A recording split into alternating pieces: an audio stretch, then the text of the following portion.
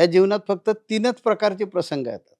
एक आनंदाचा प्रसंग येतो, दुसरा दुःखाचा प्रसंग येतो आणि तिसरा संमिश्र असतो. त्यात दुःख पण असतं, आनंद पण असतो. आनंद तुम्हाला पचवता आला पाहिजे. आनंद पचवता आला पाहिजे हां, दुःख झेलता आलं पाहिजे. आणि दुःख झेलता झेलता आलं आलं पाहिजे पाहिजे. आणि इथेच माणसाची तगमग होते. हां, अगतिकता तिथंच वाढते आणि हां, मग त्या अवस्थेमध्ये तो तुमच्याकडे येतो. करेक्ट. आणि तुमच्याकडे आल्यावरती तुम्ही त्यांना 10 मिनिटं चमत्कार दाखवता. अजिबात नाही. तुम्ही त्यांना काही बुवाबाजी, त्रोटकं देता, अ, संरक्षक कवच देता. अशा आख्यायिका आहेत, अशा बातम्या आहेत बरोबर, बरोबर, आणि तसे आरोपही झालेले आहेत. म्हणून मी बरोबर. हा प्रश्न विचारला. बरोबर, बरोबर. एकदम बरोबर आहे.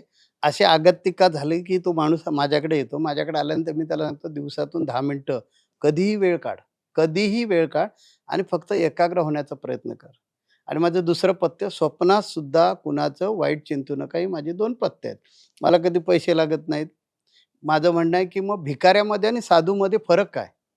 भिकारीसुद्धा पैसे घेतो आणि आशीर्वाद देतो. संत जर पैसे घेऊन आशीर्वाद देत असतील, तर संतामध्ये आणि भिकाऱ्यामध्ये फरक काय? संतांनी समाजाकडचं घ्यायचं नाही, समाजाला द्यायचं.